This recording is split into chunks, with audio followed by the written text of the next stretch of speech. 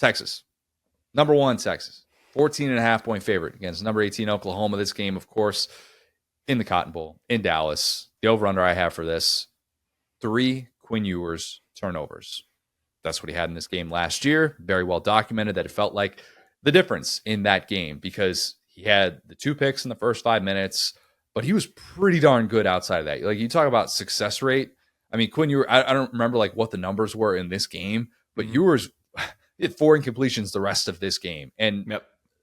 I think that we all at this stage of this, of the week, we're talking about Quinn Ewers being the starting quarterback because that's everything that Steve Sarkisian has said is, barring a setback, he will be the guy. Again, we're recording this on Tuesday night, so if something happens later in the week, we will adjust. But for the sake of this here podcast, I'm going to talk about Quinn Ewers some because this is a grudge match for him. 2 years ago, he returned from a multi-week injury and dominated this game. Lights out, 49-0 game. This year, Ewers will likely return from injury and play in this game. I don't think dominating it will be a small feat. And I know that Peyton Thorne did some things well against this Oklahoma defense, but let's at the same time not pretend like 21 points was carving them up, like he was just back and forth in this shootout. Like, I think Ewers, the game that he played against Oklahoma last year, was better than the game that Peyton Thorne played against Oklahoma this year. I don't think that's very controversial, but I've been impressed with what we've seen from this Oklahoma defense so far. And it's been largely overshadowed by the issues that they've had on offense. But this has been a Brent Venables defense that you've hoped for. I mean, listen, they're top 25 in FBS in all these categories. Turnovers gained, yards per carry allowed, sacks per game. They're top 5, actually, in all 3 of those. And then TFLs per game, opposing third down conversion percentage, opposing 20-yard scrimmage plays, scoring defense, and the all-important yards per play allowed. That's a sign of a really solid unit that can go win you football games. And that's good. You can lean on that. Big game for Walker and Malone covering the outside. Also a big game for whoever's covering Gunnar Helm. I just feel like after what he did against Michigan, after kind of his early season emergence, I just feel like that's a guy that you're going to look up on Saturday and you'll be like, oh, Gunnar Helm, another big-time third down conversion. Or, wow, how did he get that open in the red zone? And he's going to make one of those pivotal plays that Oklahoma is going to just be kicking itself for. It's weird to think that we haven't seen Ewers start and finish a game since the Michigan game. Doesn't that seem like a long time ago? Yeah, wow. It was a month ago. Yeah. With the bye week and with, because obviously he started the UTSA game, but then Arch comes in because he gets hurt early. But yeah, it just feels like it's been a long time since we've seen the full Quinn Ewers. But I wonder if he's going to have to shake off a little bit of rust early. Maybe he will, but I wouldn't think that means throwing 2 picks in the first 5 minutes like he did last year. The second one wasn't really his fault. He probably put a little bit too much heat on it. It's play at the tight end. Probably you'd like him to be able to make, but he's kind of getting hit as he's trying to catch it. A little bit of a tough play, but the first one was bad. First one was really, really bad. This is legacy-defining stuff that is at stake for Quinn Ewers and what I expect will be the last game that he plays in this rivalry. People forget, still another year of eligibility. He's off to the NFL after this year, barring a setback. Red River Redemption on the line in this Quinn Ewers grudge match of sorts. But Brent Venables' grudge match as well, because he's in year 3 of this as well. Lose this one if you're Quinn Ewers, and no matter what happens to you this season and in the NFL, you'll hear about it from Oklahoma fans. Go ask Peyton Manning about that, right? It sucks when your rival always has that on you. But win this one, you control Texas's path to Atlanta, and soon, we could be having conversations about how close Ewers is to joining the Vince Young, Colt McCoy, tier 1 of Texas greats. Again, he's not there. I'm not sitting here pretending that he is. He's not getting there unless he gets to a national championship. But if he beats Oklahoma, plays for a national title, you better believe he'd be worthy of those conversations. After the situation that he walked into. He walked into a 5-7 team, a talented team. Obviously, Sark is a great offensive mind, and his surroundings have been tremendous, so that's part of it. But being the guy that's actually showed up and been everything you could have hoped he could be in these big-time games. And if he continues to do that, we will be having those conversations. So it's super tempting to go Oklahoma here to at least cover because of how much I really do like this defense. I cannot emphasize that enough.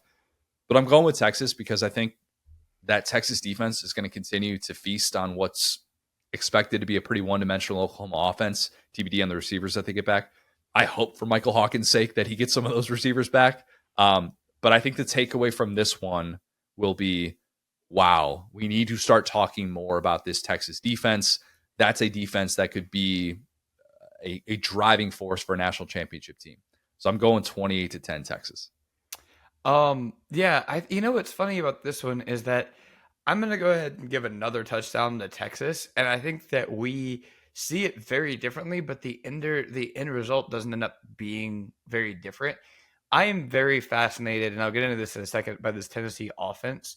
I do think after seeing what Arkansas was able to do last weekend, it does give me a little bit of pause talking about Oklahoma's defense. Given, talking about them in like the elite company, right? Talking about them in the very, very good company versus like the solid company. And to your point, I know that, the quarterback situation, not great. Things are complimentary. That being said, that's not changing anytime soon. The receivers getting healthy isn't changing anytime soon. The Texas defensive coordinator, has he done enough to get the pronunciation? PK. Okay, that's what I was going to say. He might have some Kwiatkowski. What's up? Pete Kwiatkowski. Okay. I struggle with that one. That one's hard. This might be the game that causes us, like Amaliava, to learn his name. And I think that that's kind of one thing we're sleeping on here, is that we imagine, and not like me and you, but just as a society, right? We imagine Texas is his offensive team, Oklahoma is his defensive team.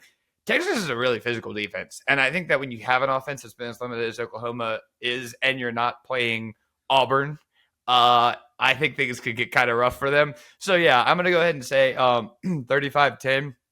Texas, I know it's a rivalry game. I'm there with you. This game was crazy last year. But if you look at the stuff that Oklahoma did well, a lot of it was Dillon Gabriel.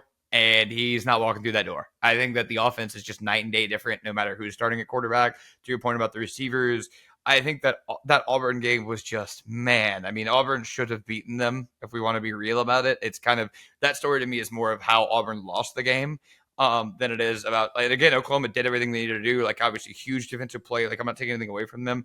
But I think that we're talking about this team, especially this defense, a little bit differently if they do go on to lose that game. And I think that Texas is not going to let them off the hook. And then to your point about Texas, it's like, how did they lose the game? Well, you got the turnovers. I get that. Well, now we're in a place where Quinn Ewers doesn't look right. They got Arch Manning. Like if he gets out there and like, he's that's not happening. No. What I'm saying, if he gets out there and he's like, like underthrowing stuff, if he's just not right, like if it's an injury thing, if he gets hit early and he's kind of limping, like that's what like they don't have to ride him the way that they do, where it's like, dude, like just get in there and hand it off, man. Like we already have someone behind you. So point being, like I think that if it's clearly a game, like if he goes in there and throws 2 picks and he's like rattled, they might give Arch a series or 2. So point being, like that's not as much of a concern is all I'm saying. It won't be like, oh, we're married to this guy. We have to do it this way. So they're married to Quinn Ewers. They're married. I know. I'm not saying there's a quarterback controversy. I'm just saying that if he's injured, like they have if he's hurt and if it's very obvious, they would not be like, all right, just power through it. Yeah. Okay. That's what I'm saying. It's not. I know that there's lots of quarterback controversy by like the dumb people out there. I'm not saying that. I'm just saying that if he looks out. If he's out there and just cannot throw the ball, it's like, well, we got somewhere we can go. So therefore that becomes a lot more mitigated. Whereas Oklahoma's like, you're already on that guy. Like you're already on the guy that you didn't plan on playing. You're already on the 5th and 6th receiver. So I think that like I'm not going to do the, it would say a lot about Texas thing, but I think that this is a game where you really start to establish like, you don't want this to be the Iron Bowl, right? You don't want this to be the game that, Texas is up here, but Oklahoma could just kind of grab you, whatever they like every other year type vibes.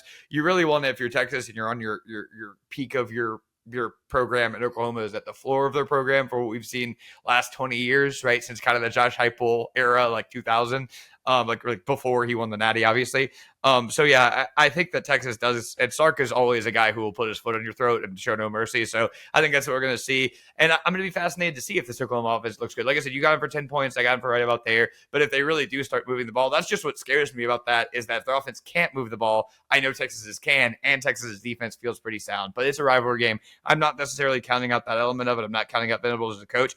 I just don't think they have the Jimmys and Joes right now. I think guys are hurt. Yeah. I just don't think they got the dudes. Different matchup if Oklahoma's healthy. It is, and I really wish we could see those Oklahoma receivers against Texas's secondary. I think that'd be so fascinating. Mm-hmm. Like watch Anthony Hill Jr. Watch the way that this guy covers. Watch the way that this guy moves in space for how young he is as a sophomore. Like there are so many people that could use an Anthony Hill in the middle of their defense, and Texas has that. Like the thing that I can't get out of my mind when I'm trying to figure out how this game could play out is how Texas looked against that one-dimensional Michigan offense.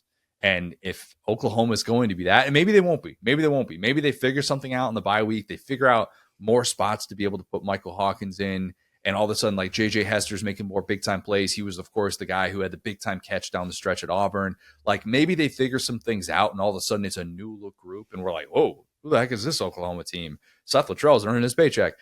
I don't anticipate that happening though against this Texas defense. I need to see it first before I can put that faith in there. But you're right, man. Like Oklahoma fans, we dealt with this dynamic in the offseason. Like, you know, as Oklahoma fans and Texas fans are like kind of, you know, figuring out like what SDS is and stuff like that. And we very quickly learn, like when we talk about this team, Oklahoma fans will remind you very quickly, they won that game last year. Yeah. Texas won the Big 12. Yeah. Texas went to the college football playoff. Oklahoma won that game last year. And there is a whole lot of bragging rights associated with that. For all the talk about the 12-team playoff era, rivalry games not meaning as much. Watch that one at 3:30 and tell me that doesn't mean as much. Speaking of scary dudes I wish were on my team, Colin Simmons. Ooh, I was watching that guy's tape as a freshman. That guy is the guy I was hoping was coming to LSU. He's already got 4 sacks on the season. Yeah. Like, that's what's scary. They got the gentleman, I forgot his name. It's Trey Moore from UTSA. They got as well that came over. Yeah. Yes, I was going to say the recruit that I sent you that plays baseball as well. He has the same name as an Alabama lineman, so I get them Jonah.